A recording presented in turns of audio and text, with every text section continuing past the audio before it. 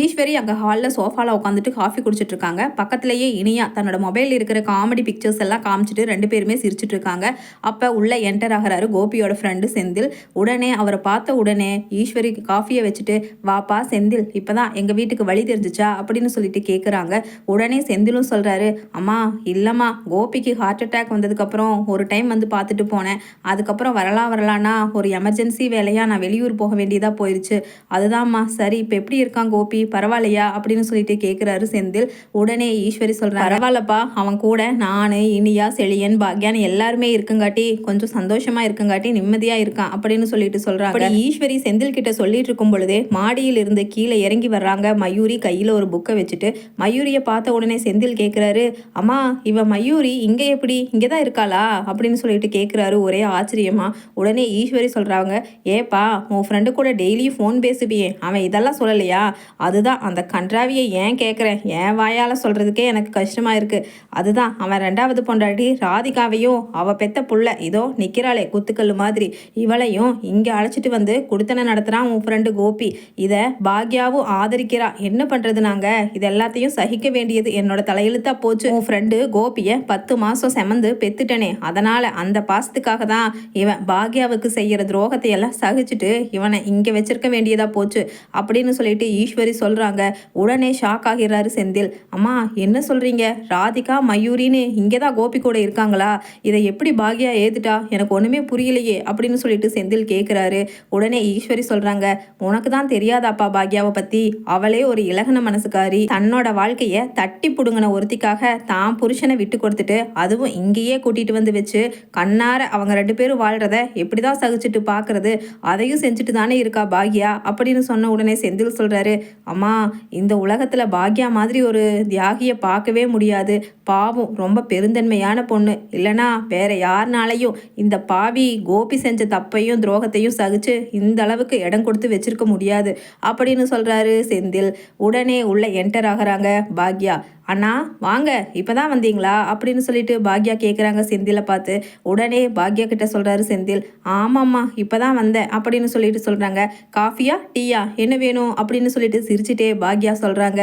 எப்படி பாக்யா, காலையிலேருந்து ரெஸ்டாரண்ட்டில் வேலை செஞ்சுட்டு இப்படி ஃப்ரெஷ்ஷாக வந்துட்டு சந்தோஷமாக பேச முடியுது அப்படின்னு முகத்தை சோகமாக வச்சுட்டு கேட்குறாரு செந்தில். உடனே பாக்யா சொல்கிறாங்க, அண்ணா இதில் என்னன்னா, இன்றைக்கி தான் நான் பண்ணுறேன்னா, பல வருஷமாக இந்த மாதிரி தானே நடந்துட்டுருக்கு.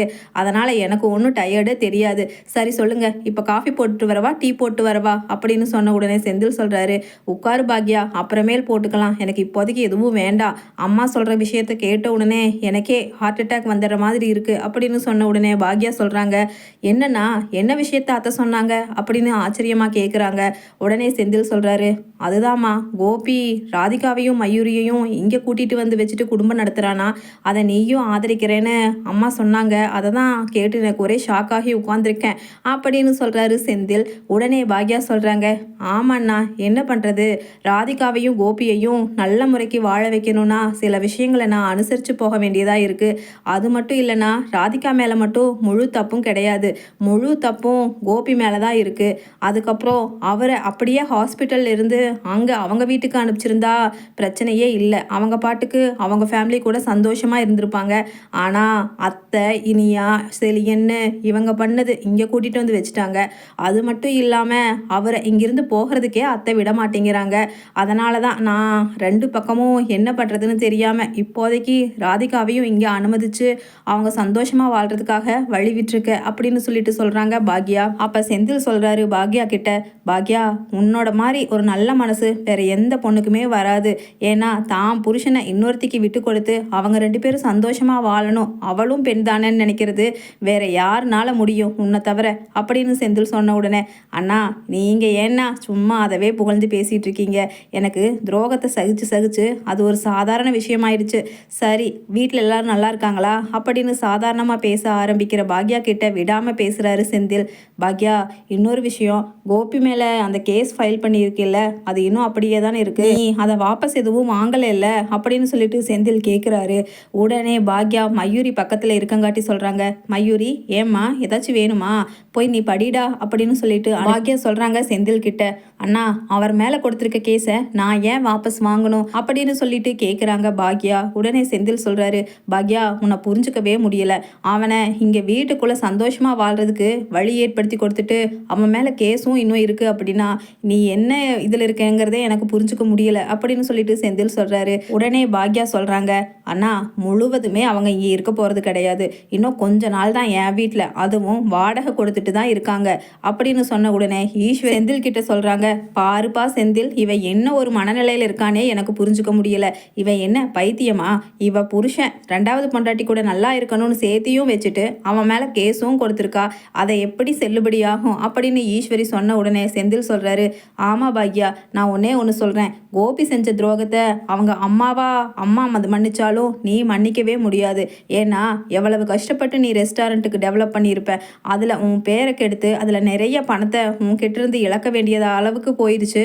அது எல்லாத்துக்குமே காரணம் கோபி தானே. அதனால் நீ கொடுத்த கேஸை வாபஸ் வாங்க வேண்டாம். அம்மா, நீங்கள் என்னை தப்பாக நினச்சிட்டாலும் பரவாயில்ல, நான் இந்த விஷயத்தில் பாக்யாவுக்கு தான் சப்போர்ட்டாக இருப்பேன் அப்படின்னு சொல்லிட்டு செந்தில் சொல்கிறாரு. உடனே ஈஸ்வரி முழிக்கிறாங்க, ஏய் செந்தில், என்ன சொல்கிற? என் பையன் மேலே கொடுத்த கேஸை வாபஸ் வாங்க வேண்டான்னு சொல்கிறியா?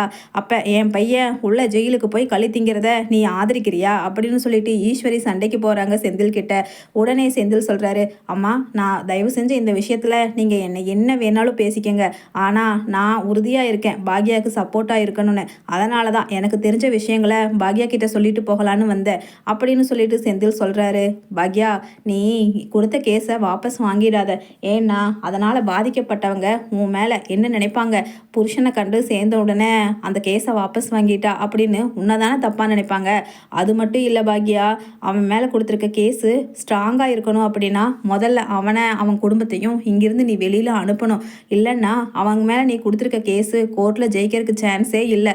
ஏன்னா லாயர் கேட்பாரு, என்னம்மா நீங்கள் கேஸையும் கொடுத்துட்டு பழையபடி ஆல்ரெடி நீங்கள் டைவர்ஸ் ஆனவங்க, ஆனால் ஒன்றா சேர்ந்து வாழ்கிறதுக்கு எப்படி ஒத்துட்டீங்க அப்படின்னு உன்னை கேட்பாங்கல்ல பாக்யா. ஏன்னா இந்த வீடு உன் பேரில் இருக்குது. அப்போது நீ அவனை உள்ளே அனுமதிச்சிருக்கிறது உன்னோட தப்பு தானே அப்படின்னு அவருக்கு தெரிஞ்ச விஷயங்களை செந்தில் நியாயமான முறையில் பாக்யாவுக்கு எடுத்துரைக்கிறாரு. உடனே பாக்யா சொல்கிறாங்க, அண்ணா அப்படியா? கொடுத்த கேஸ் ஜெயிக்கிறதுக்கு அவர் இங்கே இருக்கக்கூடாதா? எனக்கு அது கூட தெரியாமல் போச்சுண்ணா அப்படின்னு சொன்ன உடனே செந்தில் சொல்கிறாரு, ஆமாம்மா, நீ ஒரு அப்பாவி, வெளுத்ததெல்லாம் பாலுன்னு நீ நம்பினாங்காட்டி தான் இந்த அளவுக்கு வாழ்க்கையில் கஷ்டப்பட்டு இந்த அளவுக்கு நீயா சுயமாக முன்னேறி இருக்க.